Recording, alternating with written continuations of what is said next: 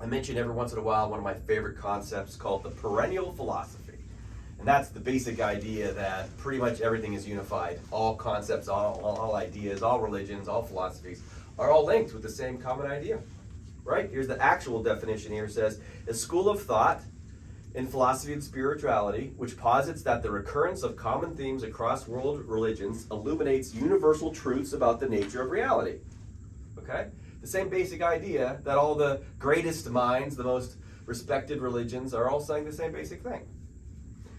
So today we're going to be talking about one of the great philosophers, Plato. And we're going to talk about exactly how he was part of the perennial philosophy. And he's saying the kind of stuff that all the other great prophets said. And then again, most people don't believe. They just can't believe that it's true. But we're going to illustrate, we're going to walk you through the way that Plato explained it to describe some of the stuff that Einstein has told us too. Including that the world is an illusion of some sorts, which of course a lot of people have a very hard time imagining, but it's an illusion and there's something we're supposed to be doing with that, okay? So we'll start with some from each of the world's greatest religions, some actual quotes. This one's from the Buddha, who says, the world indeed is like a dream and the treasures of the world are an alluring mirage. Like the apparent distances in a picture, things have no reality in themselves. They are like heat haze. That's the Buddha. The Muslim poet Rumi says, this place is just a dream, but only a sleeper think it's real. Death comes like the dawn and you awaken laughing at your grief. This is from Proverbs. So Christianity, it's the Message Bible. Not all the variations say the same thing, but this is Proverbs 14:18. Foolish dreamers live in a world of illusion. So that's like literally Old Testament stuff. We're living in a world of illusion. Buddha called it an illusion. Rumi is saying it's a dream. People who think it's real are asleep. And then in the Vedas, which is from Hinduism, it says, a sleeping person imagines an alternate reality for himself, and seeing himself as having various names and forms, forgets his waking identity. You go to bed at night, you have a dream, and you forget who you are in bed, sleeping, right? You forget who that is. Similarly, the senses of one whose consciousness is bewildered by illusion perceive only the names and forms of material objects. So this Hindu teaching is saying that, like our dreams at night, in which we forget who we really are sleeping in bed, this waking reality has the same thing. We have forgotten who we really are. So all of them are saying the same thing. The world's an illusion, and we've forgotten who we are. So we're going to now talk about Plato, one of the world's most revered philosophers, going back 2,300 years or so, before Jesus, after Buddha, so in that time frame. Plato, in his most famous writing, and his most favorite concept, called the Allegory of the Cave. Now, Plato was the student of Socrates. Plato was the teacher of Aristotle. These guys went back to back to back. And Plato did a lot of his writings in what's called the Socratic method. So Socrates liked to teach by answering his own questions. So he would ask a question, then he would answer it within his dialoguing, the Socratic dialogue. And Plato mirrors that in the Republic. In book number 7, where the Allegory of the Cave appears, it's a dialogue between Socrates and one of his students. And Plato is the one just authored it, okay? And so it's a back and forth between these two people. They're just talking about the nature of reality. And what comes from it is ultimately the Allegory of the Cave. And Plato starts with, let me show you how far away we are from enlightenment. And he describes the reality that we're currently living in as a cave. Now, I've drawn it masterfully. I spent a lot of time on this drawing right here, okay? And I think I included the most important elements, but this is what Plato describes in the Republic, book 7. He says, the reality that we're living in, and in the actual dialogue he's talking about, wouldn't it be so that if someone was chained to a rock and they were looking at a wall and there was a fire behind them and the fire was casting shadows upon the wall, wouldn't it be so that the person that's chained to the rock would believe that his reality was the shadows? And then the answer is like, well, yes, I assume that would be so. And that's the Socratic method, right? So Plato describes this exact situation. Imagine a cave in which a whole bunch of people are in there strapped to rocks, and their heads are fixed so that they can't move, and all they can see is in front of them. And what they see in front of them, the cave wall, is ultimately shadows. Shadows coming from the fire behind them, and people that walk between them and between the fire and them, and that's a bird, because I can't draw too many other stick figures. Or I guess it's a bat, since it's inside a cave. The shadows of the bat and the human are being projected on the wall, and the person that's strapped onto the rock just sees the shadows. They hear voices, but they think it's coming from the shadows. And if that's all you knew, you're a prisoner and you're in that position, if that's all you knew, you would assume that's reality. Plato then goes on to describe, okay, that makes sense that that's all you knew. But what about a person who escapes from that rock? A person who gets off the rock and he gets past the fire and he starts to leave the cave. Now, initially, there's this sort of horror response. We'll talk about what that means in a minute. But if someone were to get off the rock and to escape the cave and get out and see the nature of reality, they'd be blown away, having spent their whole life inside a cave. They'd be shocked what's going on out there. So they see the happy sun. Here I have a door and that's a toilet. Running water. So that'd be a big deal if you spend your whole life in a cave. You're like, wait, there's a lot more going on outside there. Okay? That'd be amazing for this person to do that escape. Then imagine that person going back in the cave and trying to explain to all other people that are still tied up to rocks. You know what I just saw? Right? There's running water out there and there's a place for us to go to the bathroom. What? There's people and there's this thing called the sun and clouds and, what? They wouldn't believe it. And Plato describes, and that's our reality as well. Because we, like the person that are fixed in the cave, think our reality is what's been presented to us. We think what we're seeing is the ultimate reality. And yet it's not. Because there have been some people that have gotten off the rock. Some people have gone out to see what this reality actually is. Jesus, Krishna, Buddha, Muhammad, those types of people were able to break free, and then they try to tell us what's going on. Including stuff like, don't worry, you can't actually die, Jesus. Your body's just an illusion. The flesh counts for nothing. All his teachings were wrapped up in this. I wonder sometimes if Jesus read Plato. Yeah, why not? He was 300 years after. Studied a lot. And then he had to demonstrate it. Look, you don't need to worry, people. Your bodies are not nearly as big a deal as you think they are. Okay? You're much, much bigger than that. It's important, but you actually have this thing called a soul. And one of the things Plato taught is that this journey, this cave journey, is likened unto the ascent of the soul. Plato was very much a believer in the soul, and he knew that what we were experiencing was about soul development stuff.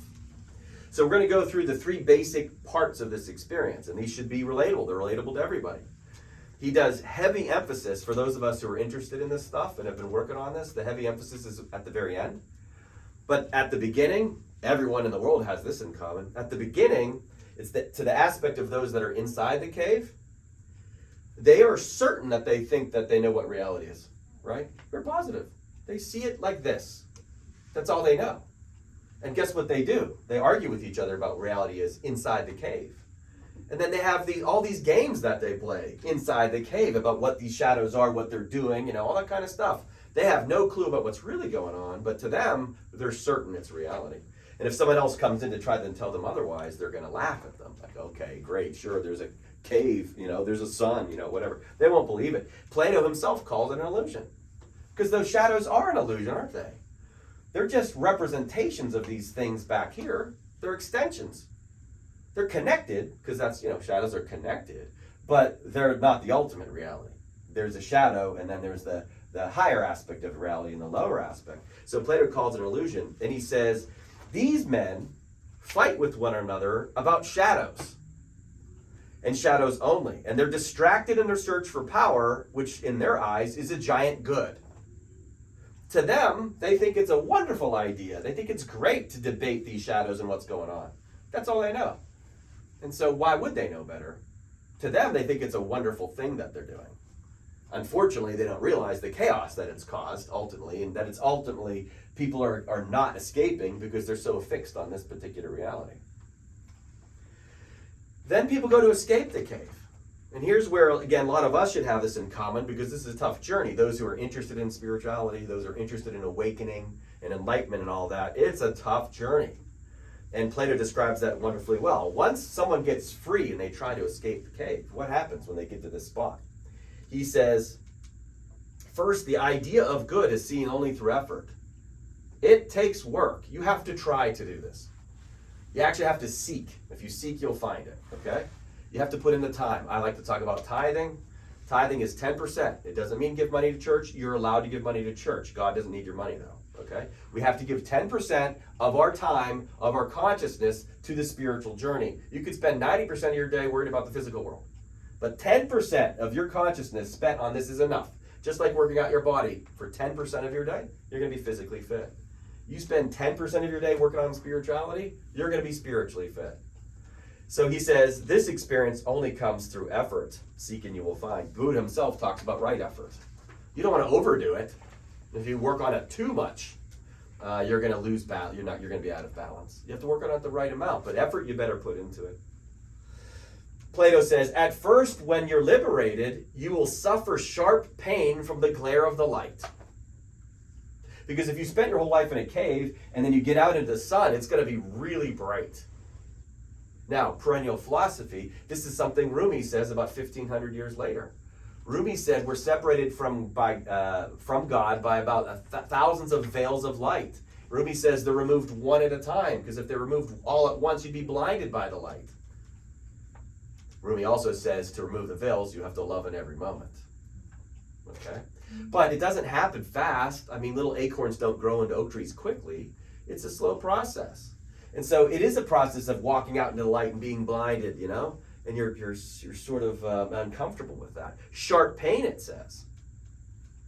Muhammad himself described the revelations that he received as an agonizing process. He felt like his heart was being torn out of his chest and his limbs were being ripped off his body. He said it was very difficult. I like to liken this unto the crucifixion. Again, this is everyone's experience. To break free from this rock, to get out into the light, to realize who and what you really are, is like a caterpillar turning into a butterfly. To the caterpillar, that's a mess. That's hard work. You can't, what's happening to me, right? Something's wrong. I'm different. Our journey's the same. To go from the lower level, lower mind ego into the higher mind spirit, the place of unity and loving another and all of that requires that. You stay stuck in the lower mind, it'll never work. You have to go through some form of a crucifixion. So here you have Jesus and Rumi, Muhammad, they're all saying the same thing. What Plato says, it's going to be some sharp pain. The good news is you eventually get out and you get comfortable. After a while, your eyes get acclimated. And once you see the spiritual world, you're like, whoa, there's a lot more going on here than meets the eye. I'm glad I did this journey. So you step out into the light, you see all the good stuff. You feel really good about that, right? Too bad it can't end there, because that's just a part of the process. Plato says, the true use of your intellect is to draw your soul towards being. Use your mind to elevate the soul, or like we were talking about earlier in the Course of Miracles, use the flesh to teach the spirit, okay? Use your mind to orient it towards your spiritual development. Go ahead and do all the physical world stuff, but also have that piece of your intellect that's used towards spiritual development. But you don't get to stop there. The universe has other plans for you. You don't have a choice, because there's the return to the cave. You don't get to just go out and experience this and then you're done. Because you got to go back into that cave. And that's phase 3. And this is where he talks the most. Or at least I noticed the most. When you return to the cave, he says, you must be made to ascend to see the good. Now, I call this in New Eyes, I call it the evolution of consciousness.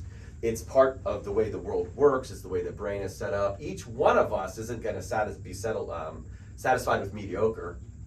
Each one of us has this calling, this yearning for more.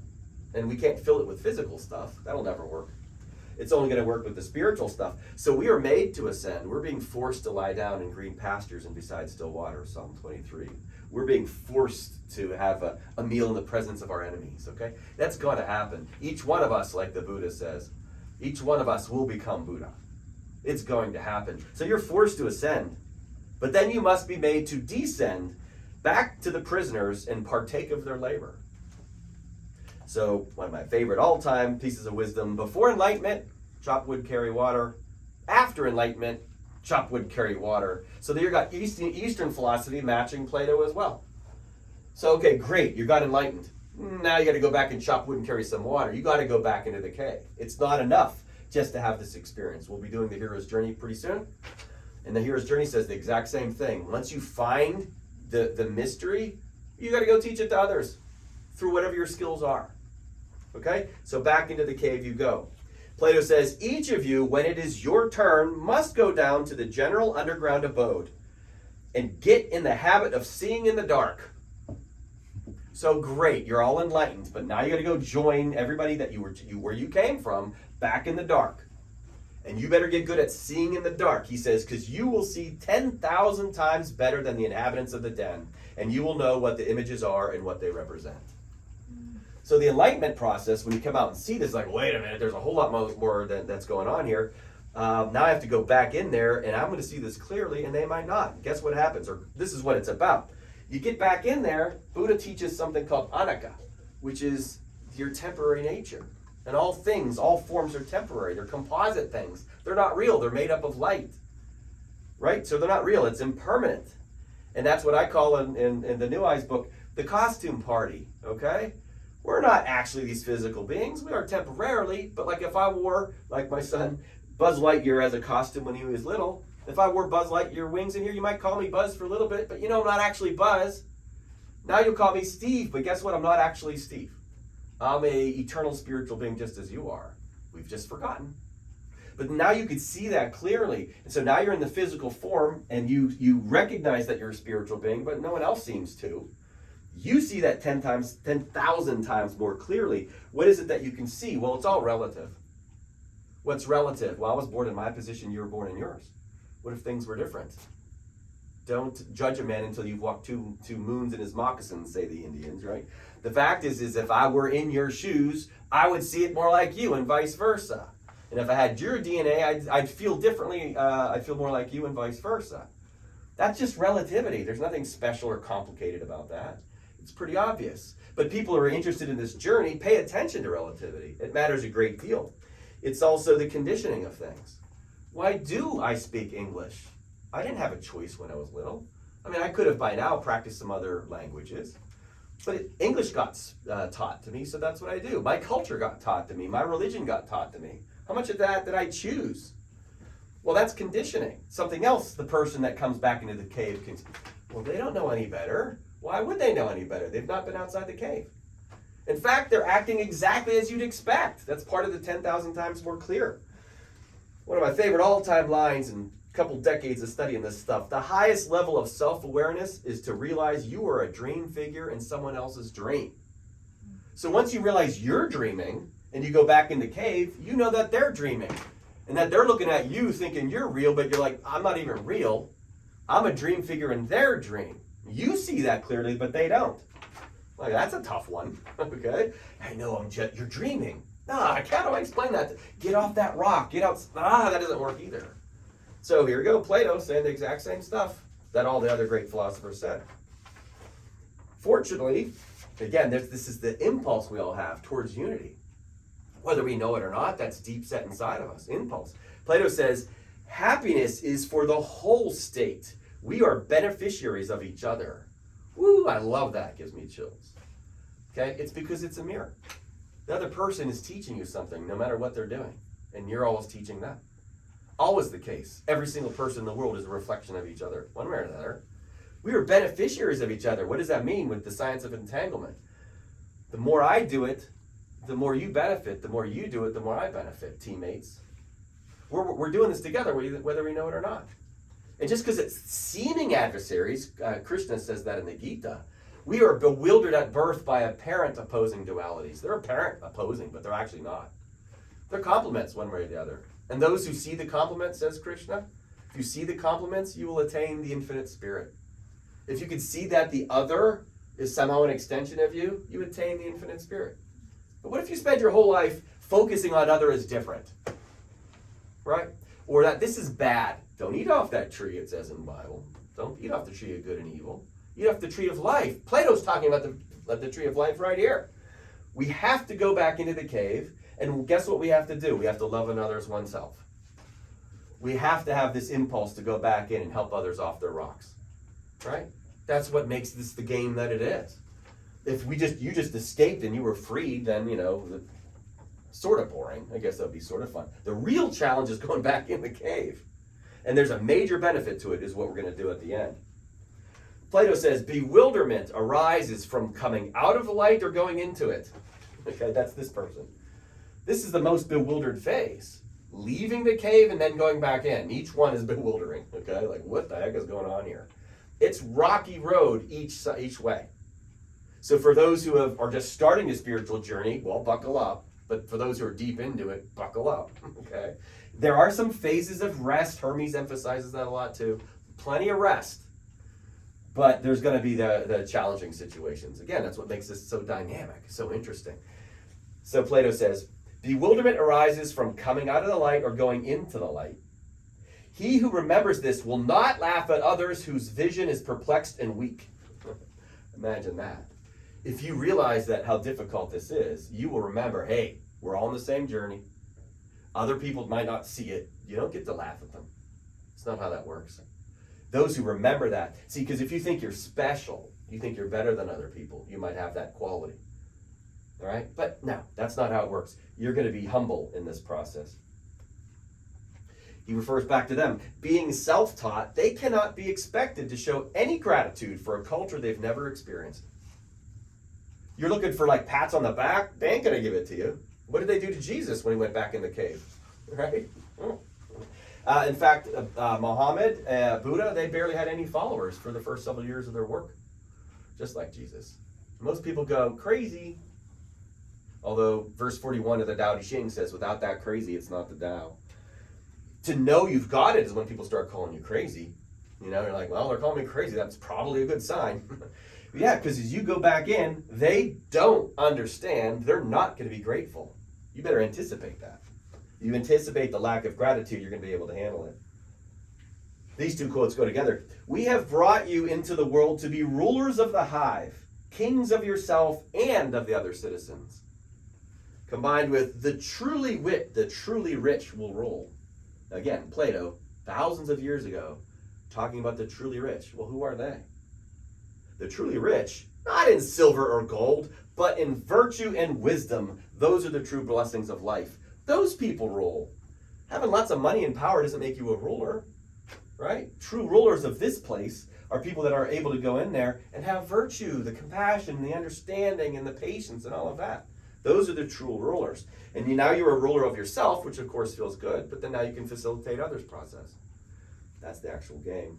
This is Jesus. To those who much has been given, much is expected. Once you get to this point of a certain awakening, hey, expect it. It's going to be difficult. Don't be shocked, okay? But buckle up. You know, you're going to have a bumpy ride. But stay humble and realize that you've got a mission at hand. And you're going to go back in. You're going to maintain that focus. That's why in the Eightfold Path, step 7 of the Eightfold Path of Buddha is focus. Stay focused, Daniel's son. Right? Karate Kid reference. So, to those who much has been given, much is expected, which means you better put it into play. And we end with this. And to me, again, here's where the real true gift comes in. And it's part of something that is in Kabbalah that I think is awesome, but it's something Plato says as well. He says, see, you are educated far better and more perfectly than they are. So you better be able to share in the double duty. Since you've had the blessing of getting out of the cave, and you've got the enlightenment, you've got the education, and it's perfection. We've done that many times. Every prophet teaches perfection. In Buddhism, it's Dzogchen. In Islam, it's Ihsan. In Hinduism, it's Siddhi. Matthew 5:48, Jesus says to be perfect. The Tao Te Ching, verse 29, says you're a vessel of perfection. They all say it's perfect. Here you have Plato saying the same thing. It's perfection, perennial philosophy. So perfection is the experience of this. You're like, oh, now I understand reality. Divine spiritual beings, all of us. This place is temporary. Okay? But that's not it. Double duty. Well, we just talked a lot about it. Double duty is going back in. And it seems like it's hard work, but there's another aspect to that double duty. You go back in, and guess what you're allowed to do? You're allowed to enjoy yourself. You're allowed to now appreciate the job well done. You worked hard, got out, go back in. Yes, it's tough work, but you wouldn't pat yourself on the back like an ego would. But you know that you've accomplished the mission. I love to say, was Jesus a confident guy? Yes. Was he cocky? No. He was confident. He knew he did what he needed to do. Tough work, but he did it. All prophets are like that. Confident, but not arrogant. Plato talks about no one that does this is seeking honor. They're not seeking special attention. None of the prophets did. It's why Muhammad didn't want his image shown anywhere, because he didn't want any attention. The author of Course in Miracles, she didn't want her name on the book because she said she didn't write it. Right? Jesus definitely said many, many times, we're equals. Right? We're equals. You are the light of the world as well, he said. In fact, greater works than these you can do. Prophets aren't looking for special attention or likes on Instagram or whatever. because they know that all of us are doing this. But the double duty is essentially give to Caesar that which is Caesar's, give to God that which is God's. When you go back in, you can do the Caesar stuff, the physical stuff, the shadows, the illusions, but you know what it is now. To me, it's like playing Monopoly. Play the game Monopoly, you might land on Boardwalk, you got to pay someone $500 Monopoly money, but does it really hurt that much? No, because it's not real money.